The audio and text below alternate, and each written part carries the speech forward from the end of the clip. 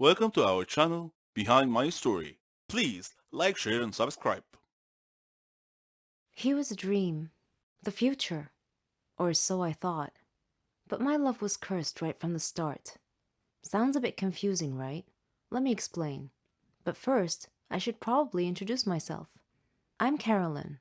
I was a dreamer. I dreamed of a good, warm, stable, successful life. I wanted a good job. And I wanted to travel around the world a bit with Helen. She was my best friend. We virtually shared the same dreams, and hobbies, and interests, and lifestyles. We've been friends since we were kids. People often thought that we were sisters. I did too, in fact. She even got jealous if anyone tried to get close to me. Every day, Helen and I worked a little more towards our dreams. Once, when Helen and I were traveling with some of our friends, we had a problem with the hostess on the plane. A gentleman intervened and cleverly solved our problems. His name was Danny. I liked him. A lot. I thought about him often. But whenever I talked to Helen about him, she told me that he was not as amazing as I seemed to think he was. Coincidentally, I met him again at a party of a mutual friend. We talked together till daylight. I told Helen about our encounter, and she expressed her wishes that my love story would have a happy ending. I similarly told her that I hoped she would find the love of her life someday too. Everything would be okay, we figured. Then, one day, I received a letter in our mailbox. It was in weird handwriting, as if the writer had written it with a trembling hand. I opened it curiously. It said that my love for Danny would become a curse if I didn't give him up and get him out of my life. What nonsense, I thought. Whose idea of a silly joke was this? I immediately called Danny and Helen to tell them about the letter. Danny laughed, but Helen was worried and suggested that I should be careful from now on. That same day, Danny had a horrible car accident, but fortunately he wasn't hurt. A detective investigating the case determined that his car brakes had been tampered with. In another incident, a car almost hit me, but it swerved away at the last minute. When I mentioned this incident to Danny, he tried to calm me down and told me to just forget about it. He gave me a beautiful bracelet as a present and proposed. We got engaged, and I couldn't have been happier. I wanted to show the bracelet to Helen, but somehow I seemed to have lost it. I couldn't find it anywhere. Anyway, when I told Helen about his proposal, she was thrilled for me. I spent days shopping for just the right wedding dress. I was so busy with preparations that I forgot all about the ominous letter. I went to the wedding hall early to make sure that everything was ready and prepared. Helen was helping me, and Danny kept calling me to make sure I was all right. Suddenly, the lights went out. I called out to Helen, worried that she might have tripped and fallen when the lights were out. When the lights came back on, Helen had fainted, and my dress had disappeared. I screamed to the ceiling, "What do you want from me? Leave me alone!" Suddenly, Danny appeared out of nowhere and asked me what had happened. I told him then and there that we must break off our engagement, otherwise the curse the letter mentioned might injure someone or cause someone to die. Then Helen came too and tried to calm me down. She told me to go to the car and that she would get our stuff and follow me. I loved Danny and wanted to marry him, but now I was seriously worried that this curse threat might actually be real. Helen came back carrying a bag and a large suitcase and told Danny not to worry, that she would drive me home and then call him to tell him that we had arrived safely. I was still crying, and Helen was trying to calm me down. When we arrived home, I noticed something strange. Helen was carrying a bag that was partially open, and I glimpsed a piece of clothing stuffed into it. It looked exactly like my dress. I opened the bag and found that it was my dress. I confronted Helen and demanded to know how my missing dress ended up in her bag. I clearly caught her red-handed, and she was unable to answer coherently. I realized at that moment that the source of the so-called curse was Helen. "Helen," I said, "how dare you do this to me? I thought we were like sisters to each other." She replied icily, with a glare that I saw for the first time. She said that she fell in love with Danny just as I did, but he chose me instead of her, and that she hated me for it. She said she won him over and got him to love her instead. Then they both tried to scare me into calling off the wedding so that she and Danny could be together. There are no words to describe how I felt at the time. I replied in a similar tone. I told her that I don't ever want to see her again, or Danny. Neither of them mattered anymore. I never did see Helen or Danny after that day. I'm on a Caribbean island now, sipping on a cocktail. I read in the paper that Danny and Helen had announced their engagement. I'm thinking about what wedding present I should give them as a surprise. I don't know where to begin. I don't want to live alone. I'm fed up. I need someone to talk to laugh with, to play with. I've been lonely since birth. My name is Bella, and I'm 10 years old. And this is my story. I lived with my parents in a nice, quiet neighborhood. My father was an engineer, and my mother was a housewife. Father used to travel a lot, but my mom always stayed home with me. Father was always busy. Whenever I asked him to play with me, he'd play with me for a while. Then he'd get a phone call and leave me by myself. Mother was always worried about me. She feared everything on the street, from friends to neighbors. My neighborhood didn't have any kids for me to play with. My parents used to fight a lot. I often saw Mother with her face colored blackish blue. Whenever I would ask her about it, she wouldn't reply. I didn't have any friends because Mother didn't want me to have any. I guess she was afraid they would hurt me. I don't know. One time, my parents were sitting together, and I asked Father why I didn't have any brothers or sisters. He told me to ask Mother, but Mother would just sit there silently, without answering. Later, there came a time when Father grabbed Mother and began beating her. I tried to pull him away from her, screaming, "Leave her alone! Let her go!" He slapped me hard, and I fell down. The last thing I heard before I lost consciousness was my mom screaming. I woke up later in the hospital to see my mom crying. She asked me if I was okay, and I nodded. When we returned home, my father wasn't there. I asked Mom where he was, but she simply said that he left on a very long business trip. I was feeling a little sad, but Mom surprised me with a doll. This was the first time that Mom had ever given me a doll. She said that doll would be like my little sister. I hugged it tightly and said to it, "Nancy, you and I are going to be the best sisters ever." Mom often left me with Nancy when she had to go out to do business. It was okay though. I felt that Nancy could understand me whenever I spoke to her. Time passed quickly. One day, Mom came home tired and went to sleep on the couch. I made a tent in my room where I collected all of my toys and played with Nancy. I was speaking to Nancy and telling her how beautiful she was and how I felt lucky to have her as a sister. Then I asked her, "Nancy, do you know why Father left us?" Miraculously, Nancy answered me, saying, "Father left you because he never really loved you to begin with." I was shocked and took 2 steps back. Then I said with a trembling voice, "Nancy, you can speak?" Nancy answered and said, "Of course. Can't all dolls?" From that moment on, Nancy and I lived in our own private little world. We didn't let anyone know about this. It was our secret. Once, when we were sitting alone, Nancy said to me, "Bella, I need to tell you something." "What is it?" I asked. Then she said the strangest thing. "You have to leave this world because you deserve a better one." That didn't make sense. Actually, it felt more like a threat. It frightened me, and I called for Mom. When she came in, I told her what Nancy had just said to me. She replied saying, "Nonsense, Bella. Nancy is just a doll. She can't talk. Maybe you're just tired. Get some sleep." So I tried to sleep, but Nancy wouldn't let me sleep.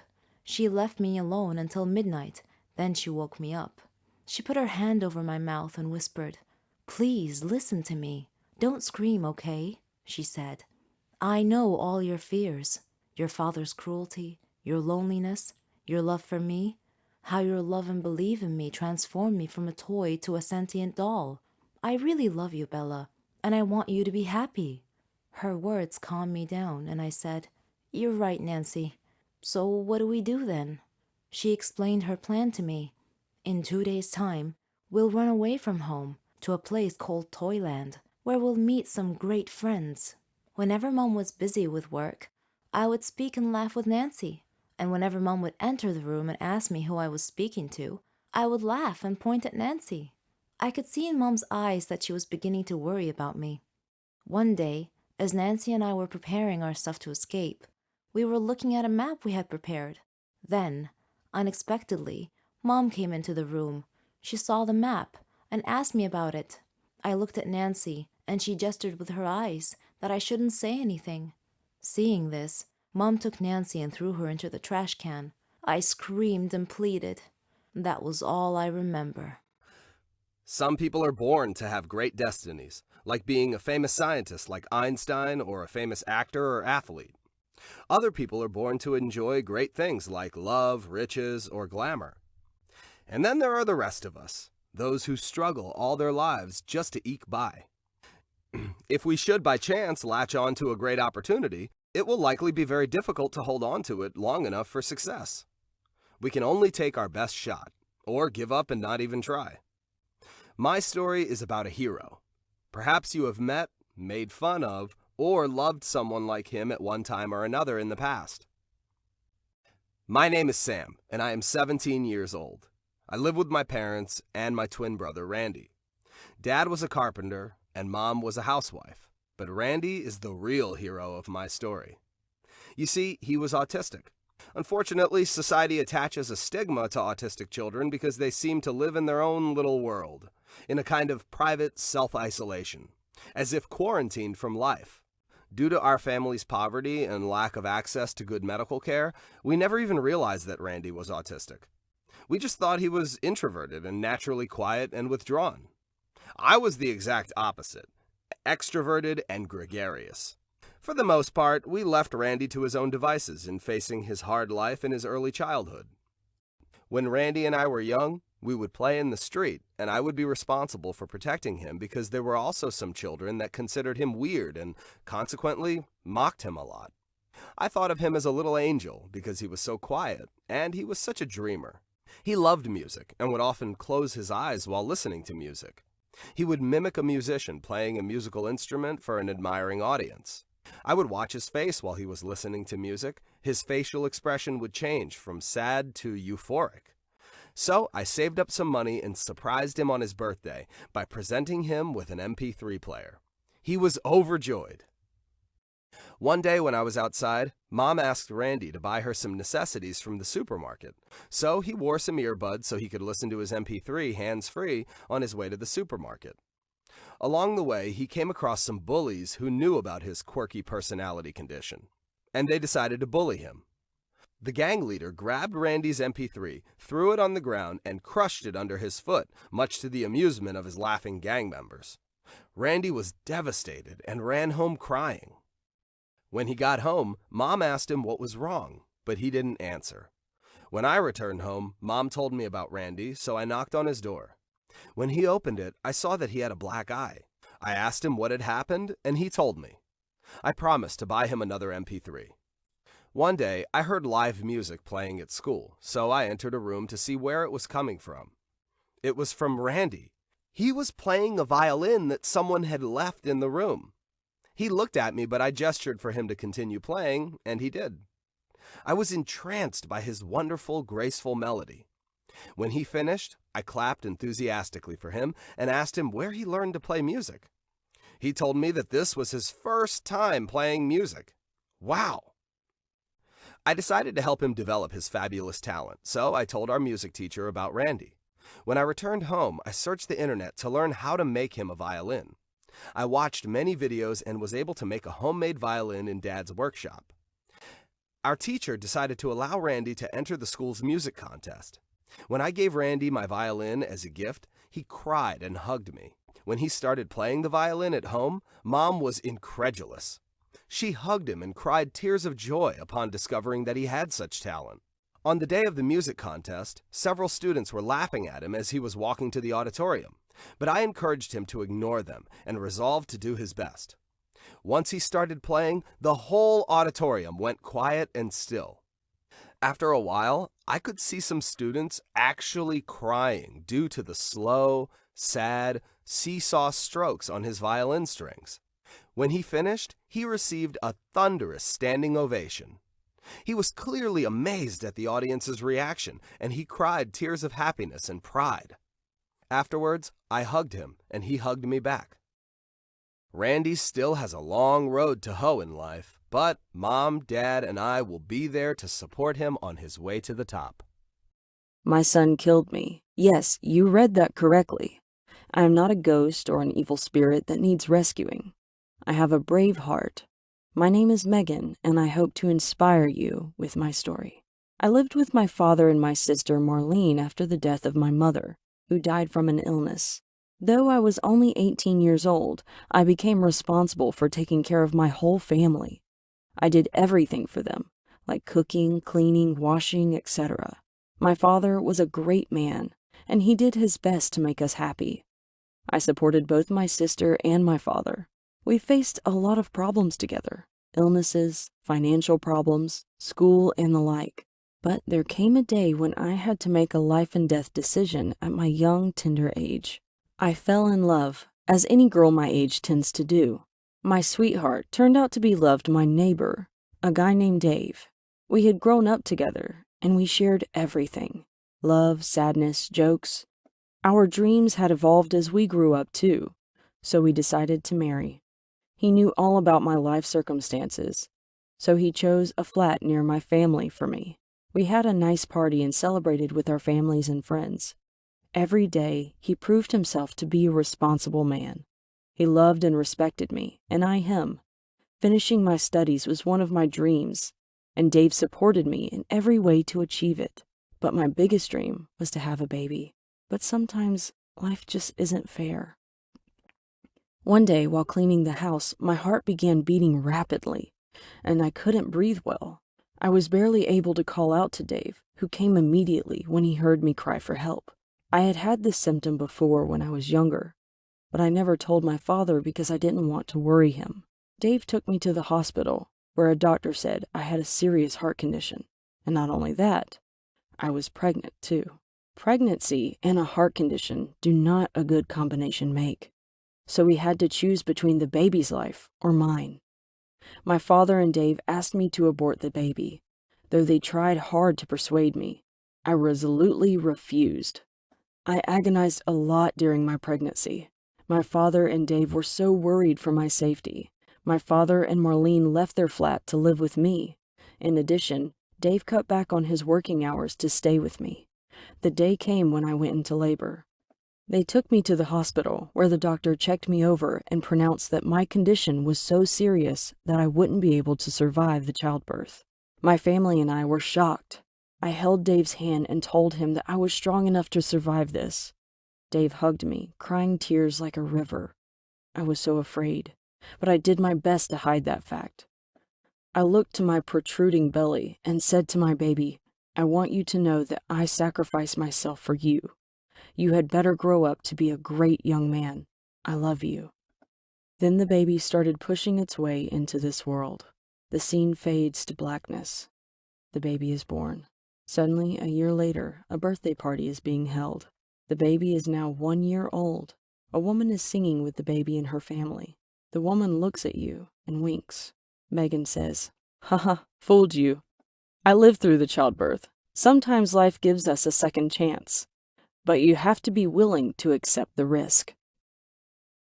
Hi, my name is Esmeralda, and I'm 21 years old. In my country, I was a heroine, a patriotic soldier, and a role model for my generation. But every story has a dark side, and the dark side of my story is that I became a traitor to my own country. I have to tell you my story quickly because, well, you'll find out shortly. My spy career began when some terrorists attacked my country. I was assigned to a counter-terrorism battalion, and we were fighting for our lives. Though we were a strong group, the terrorists were suicidal maniacs who had decimated our troops by just charging into our midst and detonating their explosive vests. Only a few of us survived, fighting against overwhelming odds. Then, an opportunity revealed itself. I noticed that the terrorists were hiding behind some large pipes, natural gas pipelines. As a matter of fact, I shot the biggest pipe and killed them all. I became the heroine to a grateful nation, and suddenly, people were naming their children after me. Everyone wished to be like me. Then, one day, I received a phone call from an anonymous caller who threatened to kill my family if I didn't do what he demanded. So, I met with him and his cronies. The moment I saw him, I could see that he meant business. He was a no-nonsense type of individual. Sure enough, he got straight down to business. He wanted me to tell them all our military secrets, weapons, plans, base, and camp locations, everything. If I didn't agree, they threatened to kill everyone in my family, starting with my father, who lived in another city.